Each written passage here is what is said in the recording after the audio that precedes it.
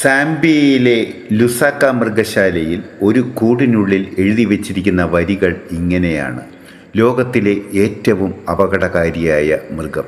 ചെന്നു നാം നോക്കുമ്പോഴോ ഒരു കണ്ണാടിയിൽ പ്രതിഫലിക്കുന്നത് മനുഷ്യൻ്റെ തന്നെ മുഖവും. നമുക്ക് ചുറ്റും യുദ്ധത്തിൻ്റെ വാർത്തകൾ നിറയുമ്പോൾ സത്യമായി തോന്നുന്നില്ലേ ഈ വരികൾ? ലോകമാകെ തൻ്റെ വരുതിയിലാക്കുവാൻ ശ്രമിക്കുമ്പോഴും നാം അറിയുന്നില്ല തൻ്റെ കാൽച്ചുവട്ടിലെ മണ്ണൊലിച്ചു പോകുന്നെന്ന യാഥാർത്ഥ്യം. മഹാനായ ഐൻസ്റ്റീൻ പറഞ്ഞതാണ് സത്യം. മൂന്നാം ലോക മഹായുദ്ധം എങ്ങനെയായിരിക്കുമെന്ന് നമുക്കറിയില്ല. പക്ഷേ ഒന്ന് സത്യമാണ്: നാലാമത് ഒരു യുദ്ധം ഉണ്ടാവുകയാണെങ്കിൽ അത് കല്ലും കമ്പും കൊണ്ടും ആയിരിക്കും എന്നതിൽ ഒരു തർക്കവും ഇല്ല. അതിനാൽ ഓരോ ദിനവും നമുക്ക് പ്രാർത്ഥിക്കാം ആ മഹത്തായ വരികൾ.